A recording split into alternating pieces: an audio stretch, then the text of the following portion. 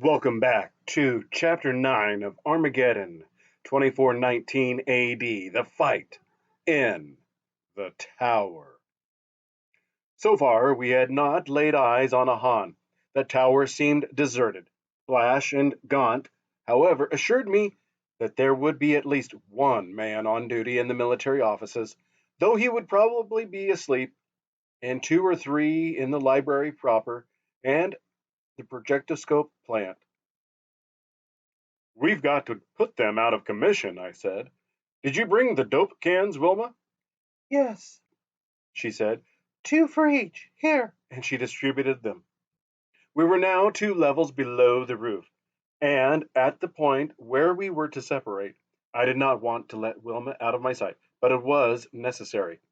According to our plan, Barker was to make his way to the projectoscope plant, Flash and I to the library, and Wilma and Gaunt to the military office. Flash and I traversed a long corridor and paused at the great arched doorway of the library. Cautiously, we peered in. Seated at three great switchboards were library operatives. Occasionally, one of them would reach lazily for a lever or sleepily push a button.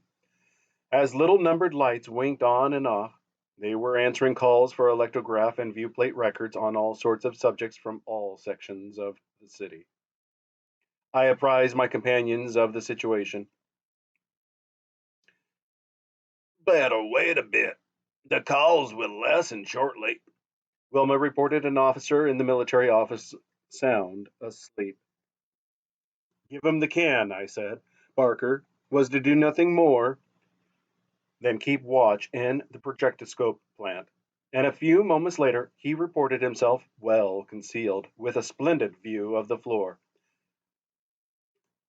"I think we can take our chance now," Flash said to me, and at my nod he opened the lid of his dope can. Of course, the fumes did not affect us through our helmets. They were absolutely without odor or visibility, and in a few seconds the librarians were unconscious. We stepped into the room. There ensued considerable cautious observation and experiment on the part of Gaunt, working from the military office, and Blash in the library, while Wilma and I, with drawn swords and sharply attuned microphones, stood guard and occasionally patrolled nearby corridors. "I hear something approaching," Wilma said after a bit, with excitement in her voice. "It's a soft, gliding sound." "That's an elevator somewhere," Barker cut in from the projectoscope floor. "Can you locate it? I can hear it." "It's to the east of me," she replied. "And to my west," said I, faintly catching it. "It's between us, Wilma, and nearer you than me. Be careful. Have you got any information yet, Blash and Gaunt?" "Getting it now," one of them replied. "Give us 2 minutes more." "Keep at it, then," I said. "We'll guard." The soft, gliding sound ceased. "I think it's very close to me," Wilma almost whispered. "Come closer, Tony. I have a feeling something is going to happen. I've never known my nerves to get taut like this without reason." In some alarm, I launched myself down the corridor in a great leap toward the intersection whence I knew I could see her. In the middle of my leap, my ultraphone registered her gasp of alarm. The next instant, I glided to a stop at the intersection to see Wilma backing toward the door of the military office, her sword red with blood, and an inert form on the corridor floor. Two other Hans were circling to either side of her with wicked-looking knives, while a third, evidently a high officer, judging by the resplendence of his garb, tugged desperately to get an electrophone instrument out of a bulky pocket.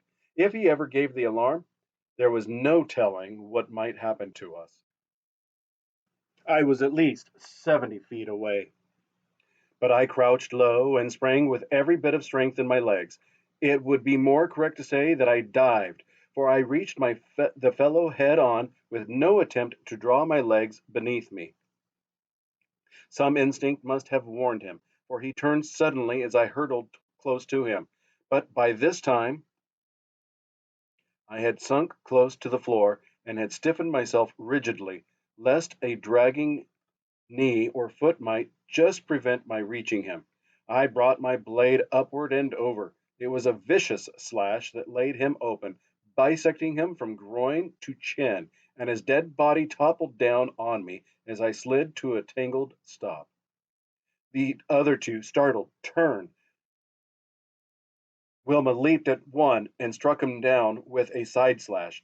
I looked up at this instant, and the dazed fear on his face at the length of her leap registered vividly. The Hans knew nothing of our inertron belts, it seemed, and these leaps and dives of ours filled them with terror. As I rose to my feet, a gory mess, Wilma, with a poise and speed which I found time to admire even in this crisis, again leaped. This time she dove head first as I had done, and with a beautifully executed thrust ran the last Han through the throat. Uncertainly she scrambled to her feet, staggered queerly, and then sank gently prone on the corridor. She had fainted. At this juncture, Blash and Gaunt reported with elation that they had the record we wanted. Back to the roof, everybody, I ordered. As I picked Wilma up in my arms with her inertron belt, she felt as light as a feather.